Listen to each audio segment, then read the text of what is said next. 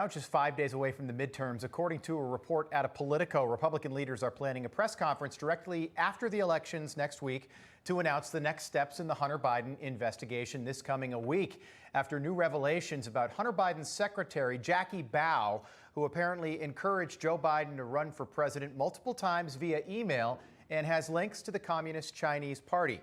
Joining us now for more, ranking member on the House Oversight Committee, Congressman James Comer. Congressman, good morning. Good to see you. Good morning. Big couple of weeks for you. If the GOP does take the House next week, you're in line for the chairmanship at the House Oversight Committee. Do you expect that to happen?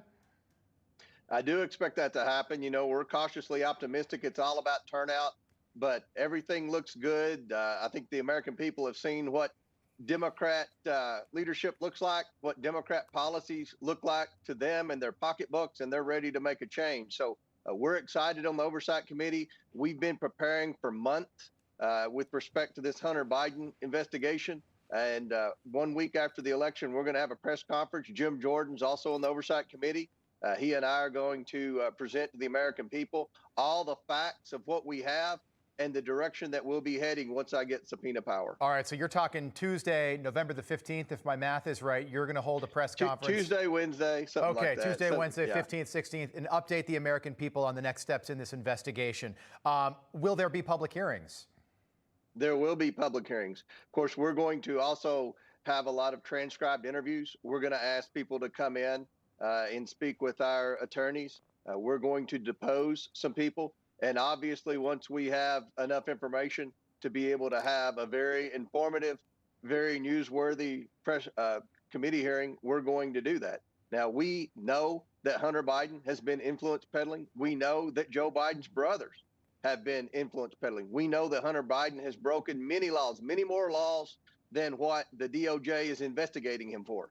But at this point, you know, I don't think we need to convince anyone in America that Hunter Biden's a shady business character. To say the least. For all practical purposes, this investigation is a Joe Biden investigation. Right. And that's why we're investigating the Biden family for their influence peddling. Okay, so right now you're ranking member, House Oversight Committee. You've got a lot more information than we do. But Jackie Bao, this secretary, she worked with Hunter every single day. Do you think, based on what you've seen, that she was a Chinese operative deliberately meant to infiltrate Hunter Biden and the Biden family?